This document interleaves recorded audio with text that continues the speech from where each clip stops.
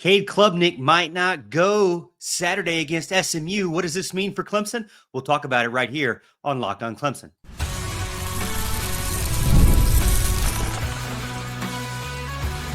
You are Locked On Clemson, your daily podcast on the Clemson Tigers. Part of the Locked On Podcast Network, your team every day. What's up, Tiger fans? Morgan Thomas here, Clemson fan, Clemson grad, host and producer of Locked On Clemson, part-time host and producer over on 105.5 FM The Roar. Thank you so much for making Locked On Clemson your first listen of the day. We're part of the Locked On Podcast Network, your team every day. And if you're an everydayer, welcome back in. We salute you. Thank you for being a part of the show. You know how we do it here. Exclusive Clemson content Monday through Friday, every single week. And if you're new to the show, welcome in as well. We hope that you stick around and hit that like and subscribe button so you never miss another episode. We've got some breaking news about Cade Klubnik that's been circulating, some rumors, some speculation, and we'll talk about it right here on this episode. Before we get into it, today's episode is brought to you by FanDuel. Right now, new customers can bet just $5, and if your bet wins, you'll get $300 in bonus bets to use across the app. Download the app today. Breaking news, Cade Klubnik has not practiced this week so far. As of Tuesday afternoon, we don't know if he is actually going to be the starter for Clemson against SMU this weekend. And this is huge for the Tigers because, as we have seen, we got a little bit of a hint of Christopher Vezina, even though we were begging for it when they weren't winning games. We wanted to see what Christopher Vezina could do. And so far, what Clemson's backup quarterback has been able to do is not that awesome. It's been kind of a problem so far. Now, could you say, has he been able to get reps with the ones? Probably not so much either. So you really don't truly know, but that is the big concern, is that we really don't know what we're going to get. And in some cases, you may think that this team runs better with another quarterback like Trenton Pierman, or maybe even Chris Denson, who we haven't seen outside of the spring game. It's hard to say, but one thing's for sure, Clemson better be ready for what they're going to do this Saturday if Cade Klubnik is not able to play. Multiple outlets today came out and reported that sprained right ankle for Cade Klubnik against Boston College has limited him. He didn't practice Monday. He was limited Tuesday, limited Wednesday. Dabo came out and said day to day. Then he said hour by hour. Then he said game time decision. My thought was that it was getting better. I wasn't worried about it. But now what we're hearing online is that there are rumors that he may not be ready for Saturday, and that Christopher Vezina has now taken most of the first team reps this week. And Wednesday night, Dabo mentioned that if Cade cannot go this Saturday, that Christopher Vezina is their guy for sure. And I know that's a pretty controversial thing because from the fan base standpoint, it doesn't really seem like everybody's too thrilled about Christopher Vezina so far. You know, he's come out and had a couple of interceptions, hasn't really moved the ball very well. Just really doesn't seem like the offense does much at all when he gets in there. The only problem that I will say, or at least way that I would defend Christopher Vezina, is that he's not truly in there with what I would say Garrett Riley's correct or prime time playbook. You know, it does seem like once he gets out there that Garrett Riley doesn't really call the same plays. And maybe that is his fault. You know, maybe it's Garrett Riley kind of toning down the offense and kind of going on, taking the foot off the gas. In both situations where Christopher Vezina was in the game was already out of hand, and Clemson had the win intact. But in those games, we've seen where he's turned the ball over. So even in limited time, even in a reduced playbook, it hasn't been as exciting as you maybe had hoped for your backup quarterback, especially after all the kind of demand that we had for him, given that Clemson started this game or started the season off really, really bad.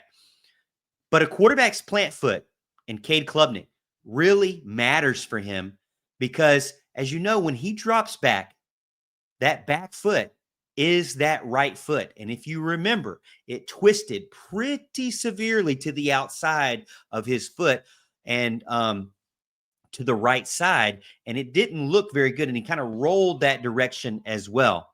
That could negatively impact his accuracy, his zip on the ball, his ability to kind of get settled in and throw the ball accurately without floating it over people's heads, which we already know he has some problems with throwing it kind of high at times. It could start to really mess him up to where even if he did play, you're not going to get what you're wanting to see out of him. And another thing that hurts as well is his ability to roll out and keep the play and the drive alive and move around the pocket.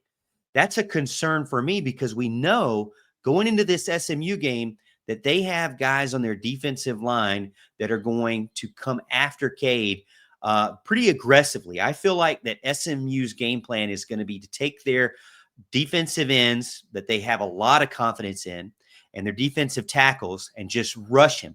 These guys that they have on SMU, they're big and they're burly looking dudes, but they're deceptively fast as well. They're going to be able to limit anybody, even Cade in a good, even a healthy Cade. They're going to be able to limit him getting to the outside. You know, honestly, this year overall, even a healthy Cade hasn't really scrambled very well. You know, people have been able to run him down pretty easily when he tries to get around to the outside. He hasn't been able to cut it up the field like he was in times in the past. So now, considering that he's going to be, if he does play, his right foot is going to be a problem or a concern, not 100%, that could limit even the mobility for him. So there's a concern if he does play. There's a much bigger concern if he doesn't play because there's not anybody that's as good of a passer as Cade Klubnik. I mean, that's just a reality on this team. Christopher Vezina has been here. Some people say 3 years. This is actually his third year. He's a redshirt sophomore. So I say he's been here 2 years. You would think that he would be able to kind of move this team down the field and be very confident with the offense, but you haven't really seen that. He's only thrown a handful of passes in real games, and they haven't really been to the first string guys. And, you know, he really does need that simpler menu to kind of rely on. And him running the ball also has been kind of the main takeaway that I have seen the past two games that he's been in the game is it's not it really takes away the pass altogether. So what will the offense do if Christopher Vezina has to start and Cade Klubnik is not able to play? Well, the first thing that I think is they are going to rely on Christopher Vezina running the ball a lot. You're going to rely on Adam Randall to run the ball a lot. And your rotation, hopefully, of running backs with Gideon Davidson as well. This team, to me, should still have success being a home game against an SMU team and should be able to run the ball relatively effectively. Their secondary and their second line of defense is not that strong. The biggest thing I worry about is their edge rushers in a passing down situation. And so when you limit yourself to a running situation, I think maybe it will be okay for Clemson. I know that's crazy to say that Clemson could still win a game in this scenario, but they might have to turn into more of a running team. And if they turn into a more running team, Christopher Vezina can do that. Trent Pierman can do that. And man, Chris Denson can do that as well.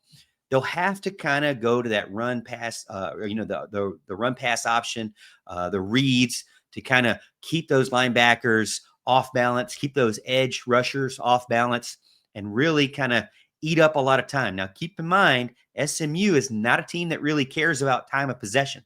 So Clemson can, and they've won games and had a low time of possession. So Clemson has an opportunity to kind of just dictate the game and just run slowly, you know. Maybe, just maybe, they dictate the game in that way and become a strong running team. Maybe you turn into more like a Kelly Bryant style offense for one weekend only, and just see how that works, because you really, outside of Cade, don't have a strong passer.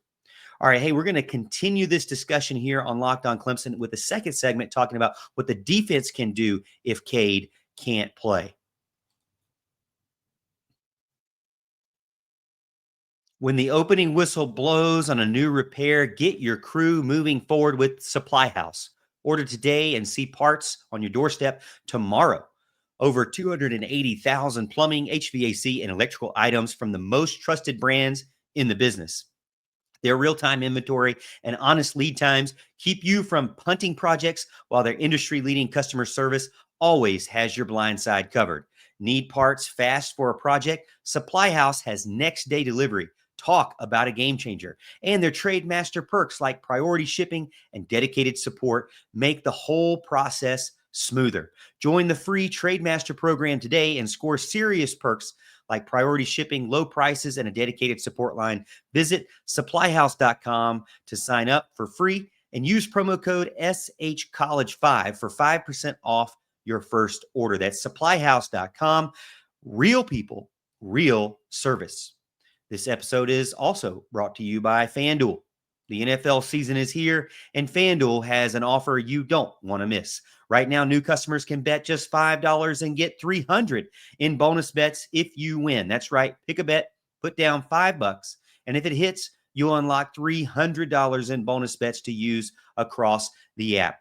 It makes watching football this fall more exciting when you have a little bit of something in the game riding on it. And when you're like me and your fantasy football team is doing terrible, you can still get in on a bunch of weekly action right there in FanDuel to keep the excitement going. So what are you waiting for? Visit FanDuel.com to download the FanDuel app today and get started.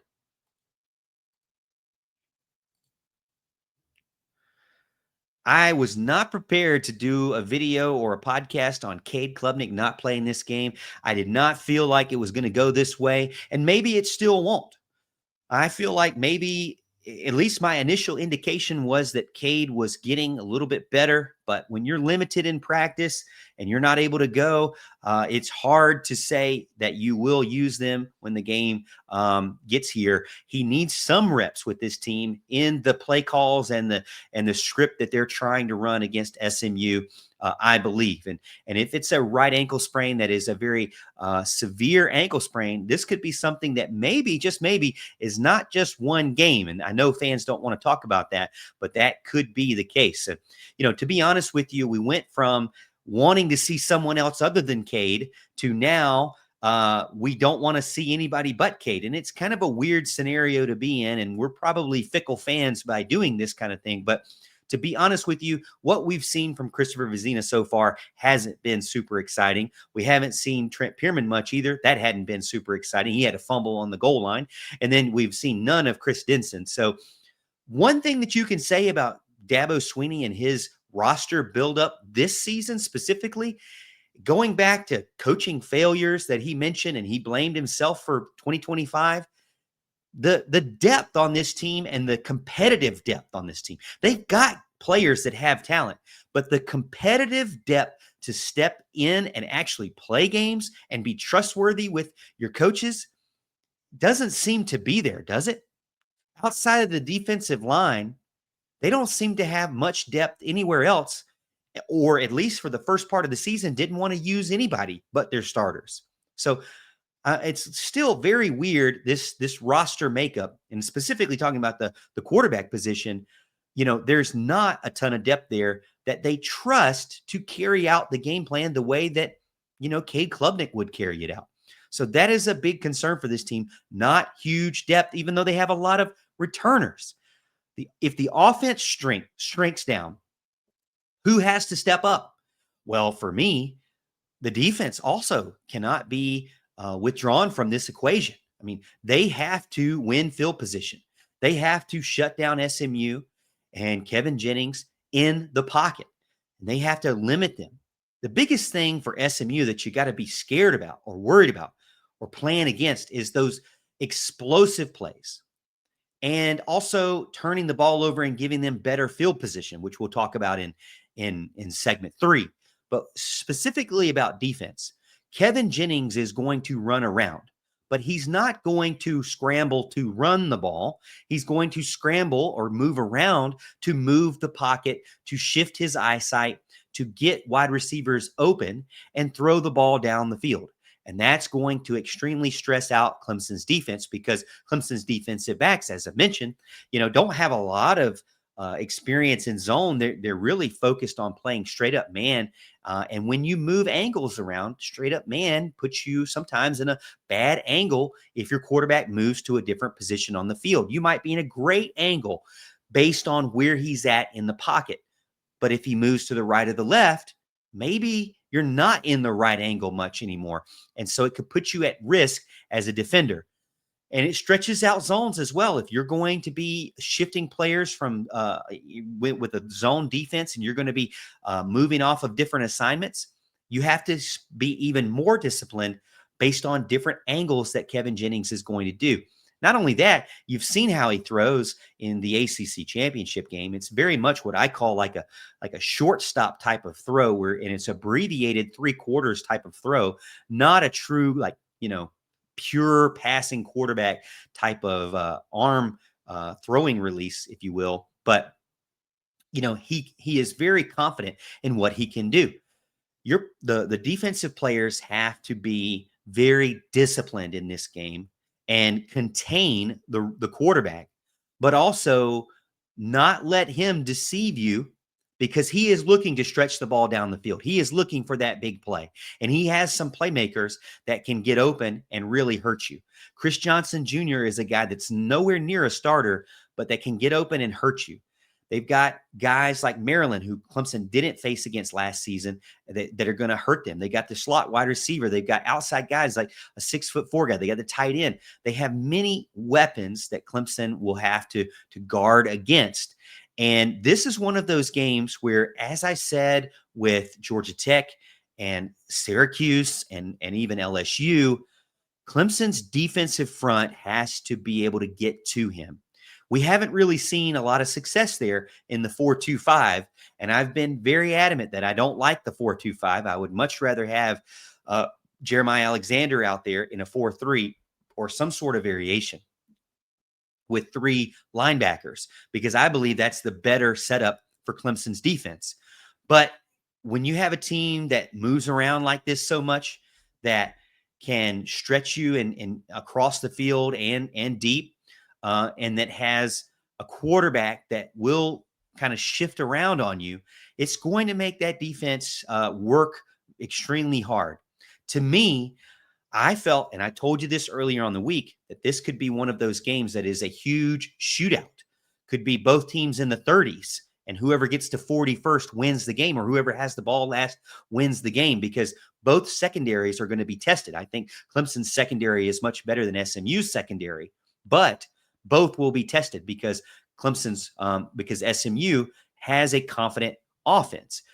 And this is another one of those home games as well, because if Clemson comes out and plays bad on offense, well, the fan base is not going to be happy about that. The Boo Birds may come back. And if that happens, then the confidence goes down. And then if the team starts to feel like they don't believe they can win the game, then to me, it could snowball. So if you have your backup quarterback in this game, I'm going to caution Clemson fans that are listening to me to say, maybe, just maybe, we should be a little bit more lenient and give a little bit more grace to what the offense is able to do, and not try to pressure more from our voices, because I can totally see it from a Cade Klubnik standpoint. He's a senior. He's not coming back next season. He should be playing better than he was, and he deserved a lot of that flack from the fans. But the backups in this situation, I'm a little bit nervous about how that confidence is going to go, because if the wide receivers don't believe in their quarterback, it's going to make it worse. If the offensive line doesn't believe in the quarterback, it's going to make it worse. And then you're going to have to rely on your running game. And that's where I think that's probably the safest bet, is to get Adam Randall out in the open and just attack as much as you can running the ball. But when it comes to defense, they're going to have to play and step up their game and really try to do what they can to shut down SMU even more than before. Because if Cade's not in there, it's going to be hard to win a shootout if the defense can't settle them down. All right, hey, we're going to finish up the show, segment 3, talking about what would be my priorities if Cade Klubnik doesn't start the game. Mazda crafts cars for those who do more than simply move. Mazda delivers confidence with every ride, with more IIHS Top Safety Pick Plus awards than anyone else as of August 2025. From footwork to breathwork, athletes sweat all the details. Mazda brings the same attention to how we craft every model. And with all-wheel drive standard in every crossover SUV, you can drive with confidence through almost any season. You can make everyday drives feel like anything but, from smooth handling to intuitive controls. Like our players, we sweat every detail, because when you make every move count, impossible becomes irrelevant. Mazda, move and be moved.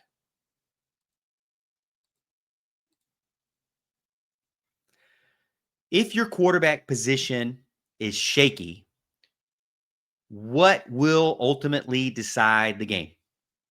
Before we get into it, I wanted to give a big shout out to all the everydayers for sticking with us through segment 3. And if you're not an everydayer, then what are you waiting for? If you're still here, make sure you hit that like and subscribe button so you can stick with us and follow and keep up to date with all the new videos that we put out here on Locked On Clemson. Exclusive videos Monday through Friday, your daily podcast right here on Locked On Clemson. So the QB situation, it is shaky. It's not if, it is shaky right now. What could be one of those things that decides it? Well, I mentioned to you time of possession and defense. I mentioned to you using your strength, which to me would be the running game. And then I want to mention to you field position. Field position could be huge for Clemson because, really, it was going to be huge no matter what. When it comes to field position, SMU has benefited from shorter field positions. And, they haven't, as I mentioned, haven't been able to or needed to win the time of possession game and still have scored a ton of points. So they do so very quickly, but they really don't have a lot more yards than Clemson overall. So it's because they have a shorter field than Clemson does, and they're able to do stuff in a shorter amount of time with a shorter amount of space. But they have a lot of weapons that Clemson needs to protect against. And one thing that we can rely on, which I know you're going to laugh at me about, but is the punting game and Jack Smith. He's been one of those guys that's been tried and true this whole season, and you've been able to count on him. Haven't seen any shanks, haven't been able to see him hit some big ones and pin some guys deep. And so he'll need to keep doing that and keep staying consistent. He's been confident. He's been turning balls over cleanly. Which means he's had great distance. He's got great hang time. He's been able to flip the field, and he's been able to help the defense. And that will help the offense kind of relieve some of the pressure on them. Clemson's got to do whatever they can, if Cade does not play, to relieve the pressure on the offense, because it's going to be much harder for the offense to do anything without Cade Klubnik. And another thing is, too, the offensive line has to play even cleaner than already. I mentioned to you that I believe SMU's biggest attack for Clemson will be the defensive line. Those guys that are big and fast and can come after Christopher Vezina or Cade Klubnik. You've got number 9 in Cameron Robertson. You've got number 1 in Isaiah Smith. And then you got number 4, my favorite probably, in Terry Webb. All of those guys are bigger dudes, but they're super fast as well, and deceptively fast, and they want to get after it. And so the Clemson offensive line has got to make sure that they are very, very clean in their blocking and don't have a ton of penalties, don't have a ton of holding or false starts or delay of game situations. They've got to also snap, like Ryan Linthicum, got to snap the ball really well, because you've got a quarterback that hasn't had a ton of in-game snaps. Whoever you use, not going to have a ton of in-game snaps. So you've got to be on your game as well to get it there to him. And just give him Christopher Vezina or whoever it is, as much time as possible to read the defense. It's going to be hard.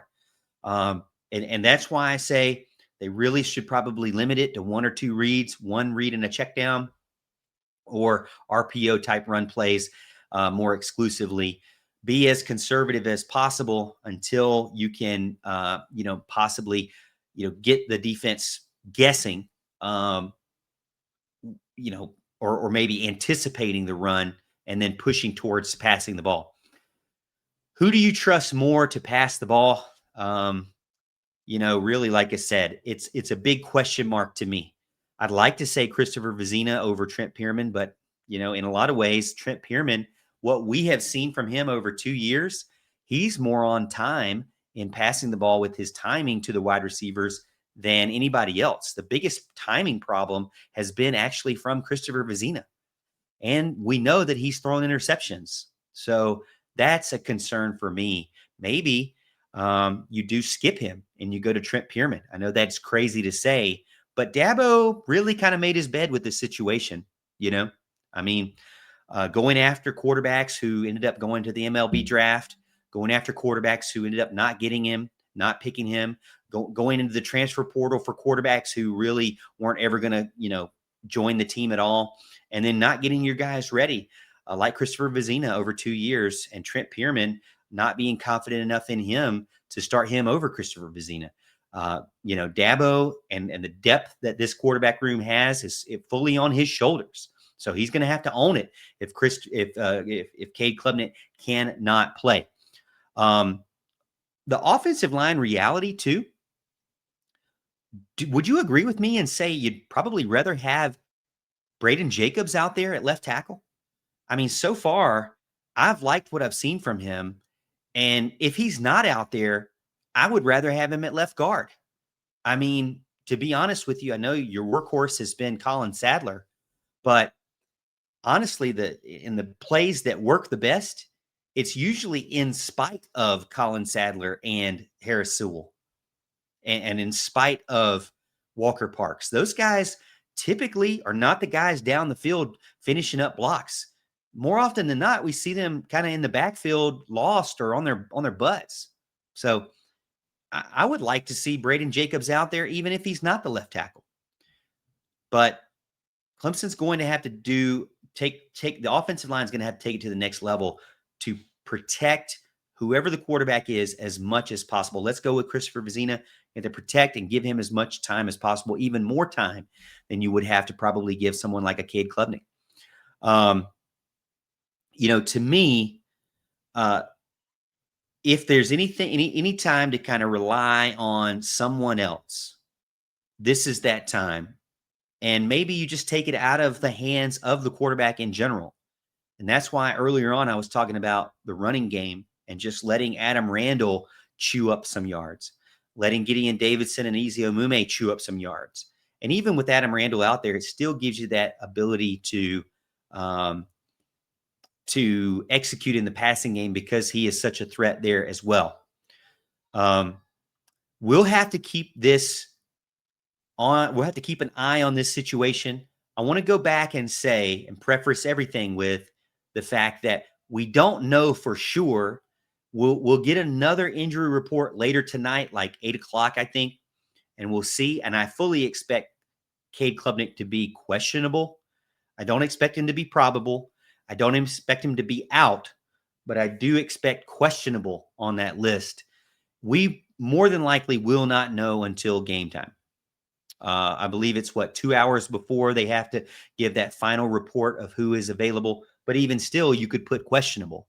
So we really may not know until game time. We might have to wait until we see them warming up and what they're going to do there. So we're going to be kind of holding our breath with the quarterback situation. We wanted to see another quarterback other than Cade, and now we might get it, and we may not really want it. It's kind of crazy how life comes to you like this.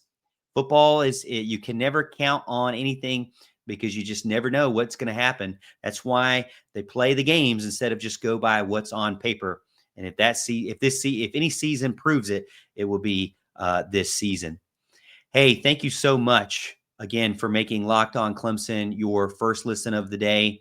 For your second listen, make sure to check out Locked On ACC. Kenton Gibbs, Alex Dono, break down the most interesting conference in college sports, the ACC. From rivalries to the championship game to every game in between, find Locked On ACC on YouTube or wherever you listen to podcasts. Those guys are great, super fun and funny to listen to.